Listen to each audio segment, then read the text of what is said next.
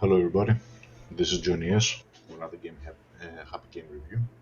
We're going to be showcasing Path of Exile, specific build on Path of Exile. It's going to be the Templar Righteous Fire build. I'm going to discuss a little bit about it. This is no video for newcomers, let's say. This is, supposedly for somebody that does know the game. So there's going to be a lot of direct information without super analyzing every single one of these components. The reason why I wanted to make this video is because we have discussed many times about Path of Exile. I have mentioned it on other reviews as a point of reference. This is for anybody that has gone into the Path of Exile game. This is a great build which can be easily acquired, easy to get it started going. It's got a very casual gameplay style. It is one of my favorites, one of my best builds. So far, GGG has not nerfed this build, so it is viable. And in general, the approach that I have to Path of Exile is not going overly crazy. What do I mean by that is I do not do uber bosses. I consider my end game to be tier 16 maps. So what I do is I'll and go. That's what I consider to be my end game. I do not do any boss farming. I don't do any crazy thing like that. And obviously, due to the casual gameplay style and the investment that I have time-wise in the game, I am limited as far as to how much we're going to play. For anyone that has more of this casual approach, I do advise this. And to give an example, a long time ago, I had made a build which was worth 400 something divine. It was a fire burst skill. She was a witch based on a fire, an auto cast, auto bomber, let's say, build, 400 divines, and then a change happened from GGG, which had literally nerfed the build to the floor. That's 400 divines on the drain. So I will never do that again. I'm not going to comment on the strategy of GGG. We might have another video to do a general discussion about that, but since that has become evident to me that the company is taking that way, that sort of approach to the game, it is really literally not worth, at least from my point of perspective, to overly invest on something. So I will make a build able to do tier 16 maps.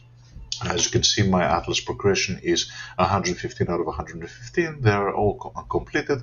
I have not done Cyrus. I have not done the Feared.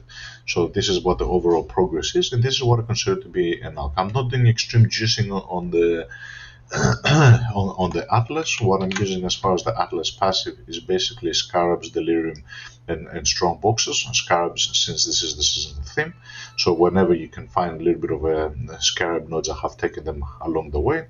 I've gotten all the Delirium nodes. I have made Delirium not to drop cluster jewels in Delirium orbs, but for the fog not to dissipate. This is additionally to add to my casual game style.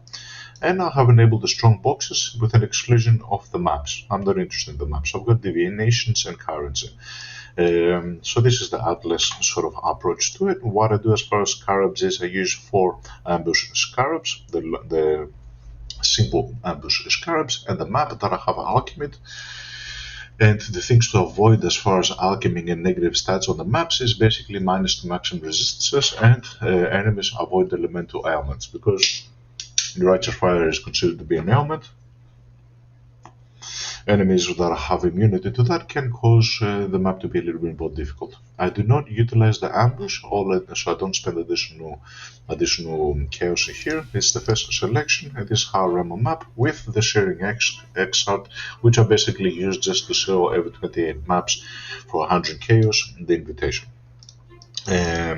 As far as what I run maps wise, I usually run the Plateau. This is one of my favorite maps, and the one that I'm actually using for farming, more like currency oriented, is the Defiled Cathedral. I like the Defiled Cathedral, so I've got 7 Defiled Cathedral at the moment and 30 of these ones here.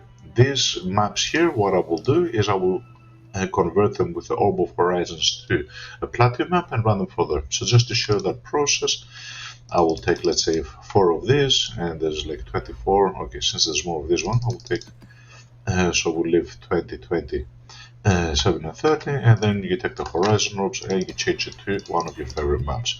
The rotation on these favorite maps changes per league. From the available maps, the Plateau is one of my favorite ones, as the layout is quite straightforward with little variation. So I'll put this in, and I'll continue to horizon roll the rest of the ones until I get plateau.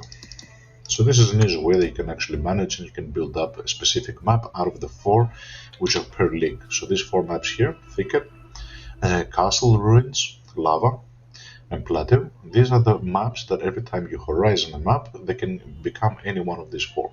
And you pick every season, because the location of the maps changes, which one is your favorite. My one on this season is Plateau. I play these maps, and when I pile up enough Cathedral, I do the Cathedral maps.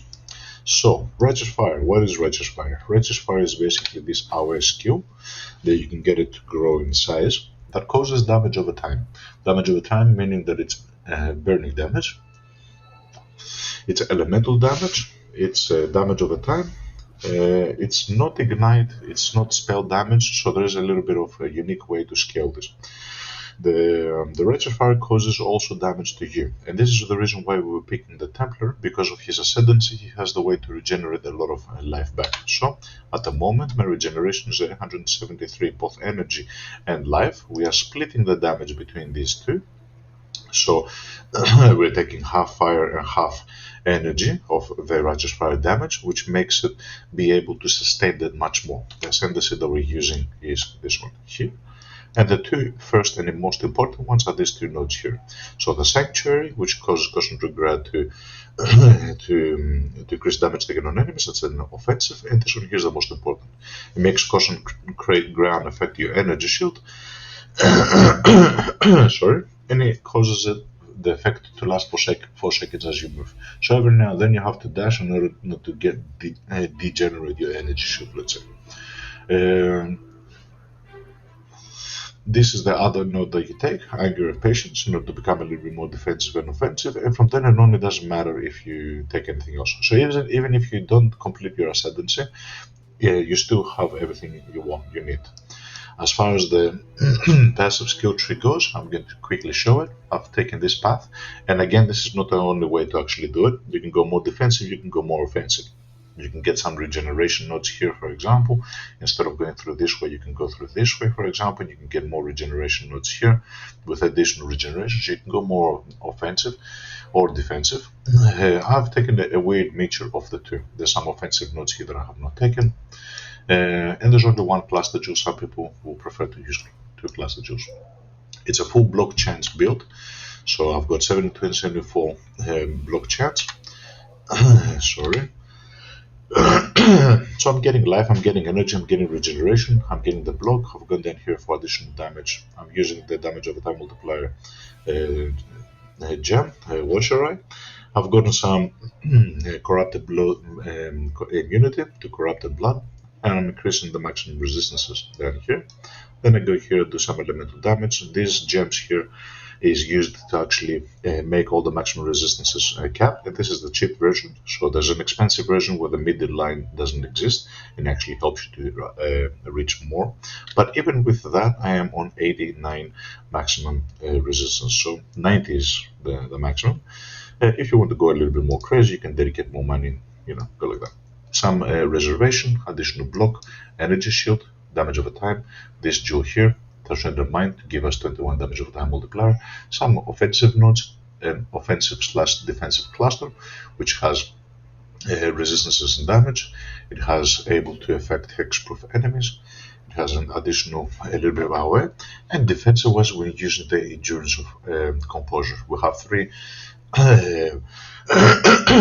we have 3 endurance charges at the moment, which in conjunction with this flask that I'm using, which adds more armor to ourselves, we are able to go to 88 physical damage reduction. Almost 90, we're not capped, but it's good enough. As far as potions, most of them are movement speed. They are additional movement speed, a little bit of damage, armor, and a little bit of fire. Less fire damage taken, let's say.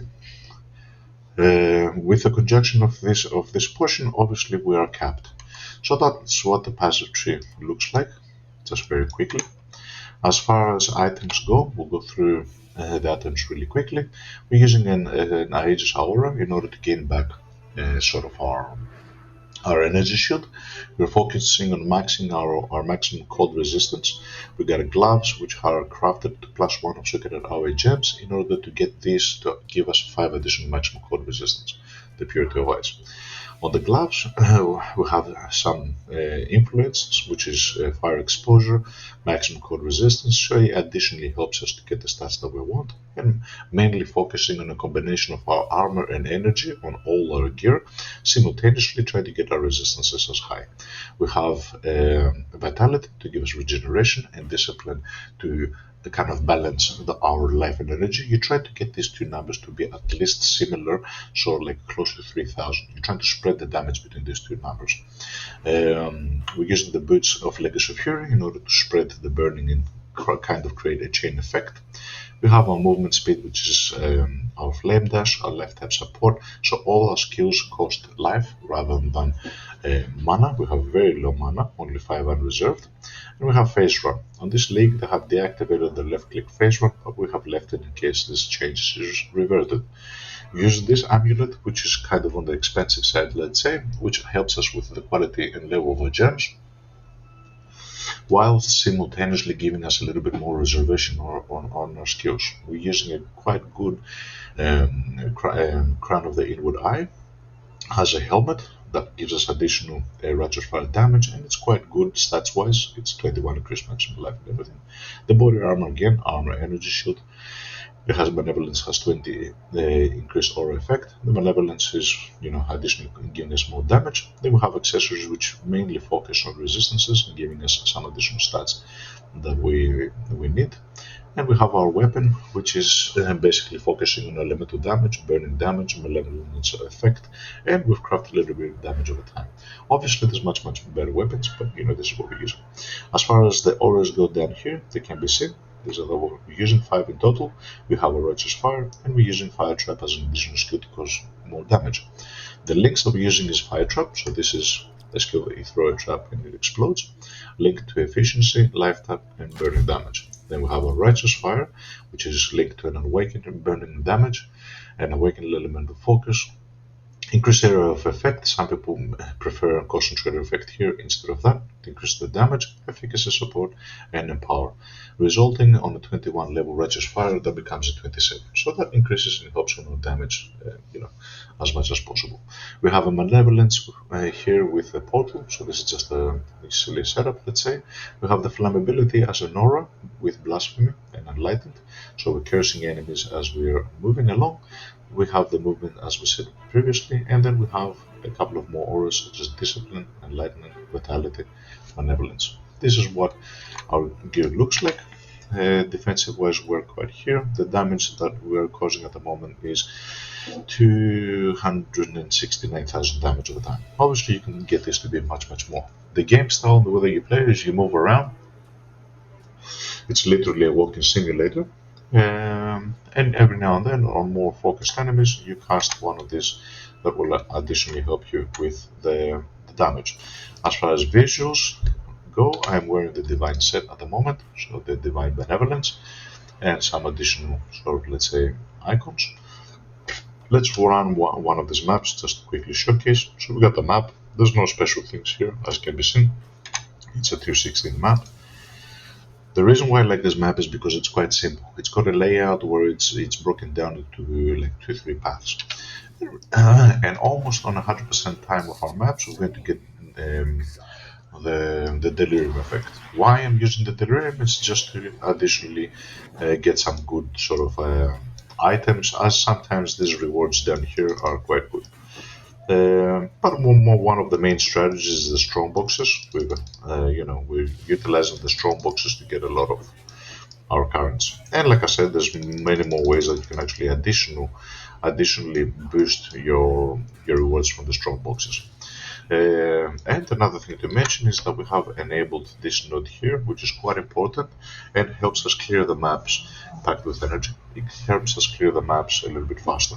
Every time we're going to get a sulfur vein, we're going to get a little bit more damage and defense. So if you have a look, I'm on 89 here. As soon as I get that, I become 90. So now we are capped. Even though I'm always capped from this flask, it gives us a little bit more defense. Now we can be considered to be fully defensive. And as you get veins, sorry, as you get veins through the map, it's going to additionally increase the damage. This is a 100 level character that you can see. So this is the only 100 level character that I have created in the game. And whilst I was leveling this character, I was actually utilizing a more defensive strategy. So I had close to 5,000 life and 5,000 energy shield in order to ensure that I don't die. Once I got to level 100, I focused a little bit more on the damage. Not crazy damage, but and you can go more offensive, let's say, and less defensive. I've kind of found a balance between the two where I do not die, at least on the maps that I'm running, which are basically, tier 16 rare maps. There are many other ways, like I said, that you can play this build, and there's many more in-depth guides that you can find out there for Righteous Fire. This is just the best one that I have found and that I liked. A quite famous class in Ascendancy is the Marauder Chieftain. A lot of people play that as a Righteous Fire build, but not only that, there's more.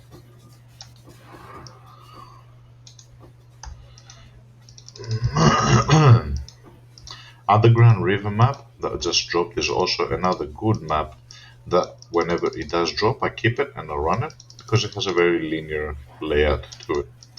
And also it's one of the maps that I like.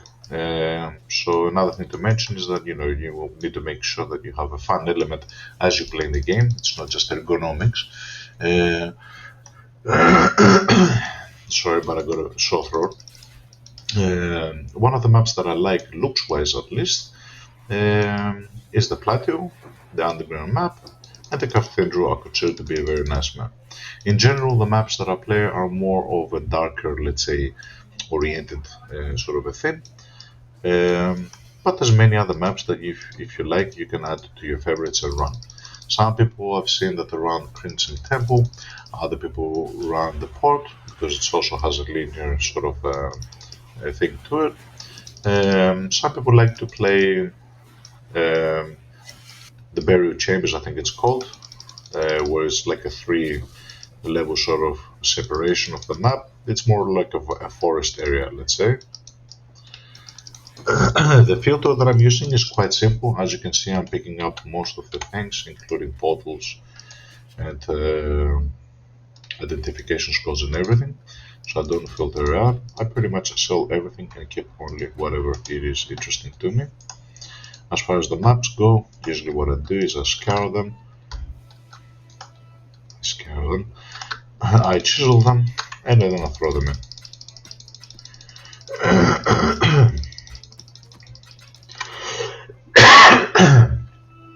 I've got a bad throat today, so I do apologize for the coughing. Let's proceed with the map. And usually the way that I've got this set up, I don't usually die. If I do die, I'm going to die once or twice, or maybe sometimes because I'm on a rush, I might enable Defiled Cathedral. Okay, that's our favorite map. Beautiful. We're getting a lot of scarabs as well, as you can see. And yeah, usually if I accidentally click a Shearing Axe at altar, and I do it quickly so I don't pay attention, and that has some sort of a negative effect.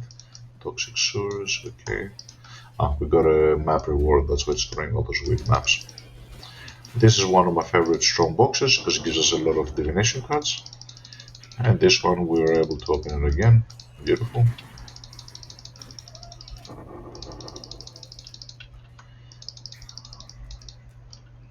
And we've actually made quite a few divines with the divination cards also. Additionally, this one can give us the currency reward. Can give us, let's say, what would you call it? A divine as a currency reward. And as far as the altars which I'm triggering, the Shearing Axe altars, I don't focus on the boss. I focus mostly on increasing the rarity and the quantity of the drops, making sure that I do not get any negative effect that over affects our build. We're full again because of the divination cards that we just picked up. So this is the process that I'm using. I'm going back in and out. It's a very casual, let's say, build, and very user-friendly, especially for newcomers that are not very familiar with the game, because you're not.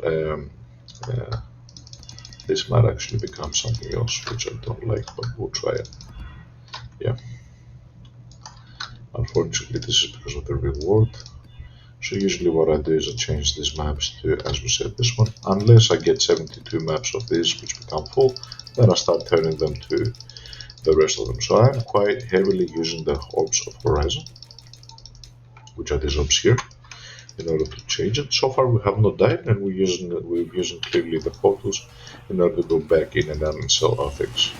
Another divination thing, beautiful. And one of the reasons why the Defiled Cathedral is one of our favorites is because that's where you can get the divination card which associates with the Mage Blood. Another divination box. So as you can see, there's a lot of divination things there.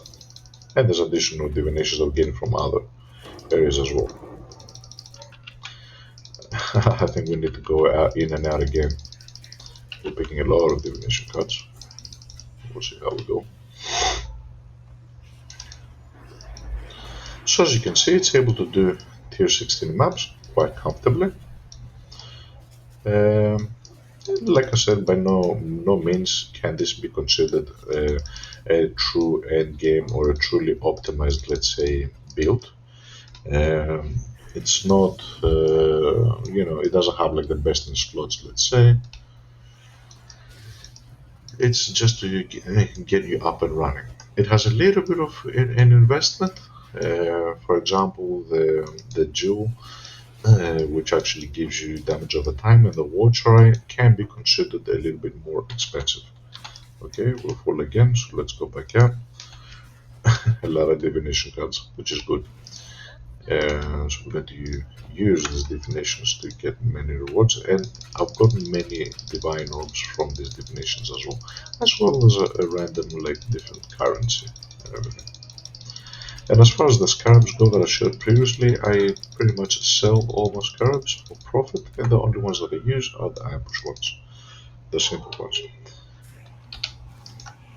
But yeah, I mean, this is just one way to play it. It's a very basic way to play it without going into a lot of detail. I have tested some other ones, and for sure there are more, let's say, profitable setups and strategies.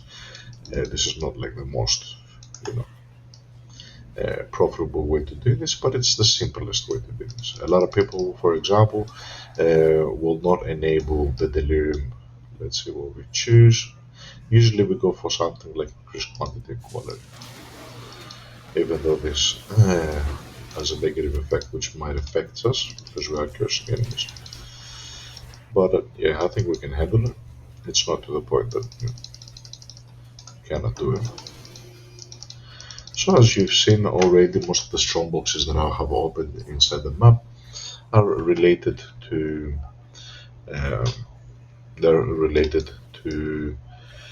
divination cards and currency. If you have a look at the map, I will showcase that a little bit. Actually, let's go here, open these two boxes as well. So this is where the boss is. The bosses are quite simple. There are basically two totems. You destroy one, and then you destroy the other. The first one regenerates its life, and then you kill the second one. We open a portal outside so we can transfer back in here as quick as possible. This is the map. So just to show you, you start from this place here, there's a crossroad section here, and then the path breaks into two circles. One circle here, one circle here. That's why I like it. It's quite narrow, it's quite simple, and there's, the boss at the end. Let's go kill the boss.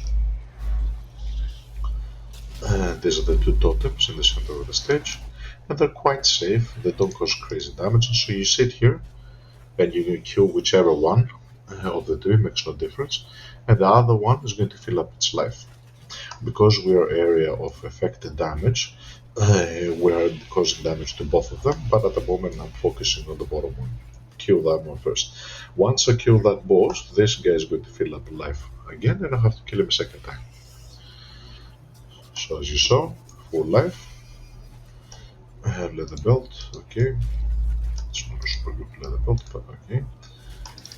You do have to move around a little bit, and like I said, the game style is like you can move around.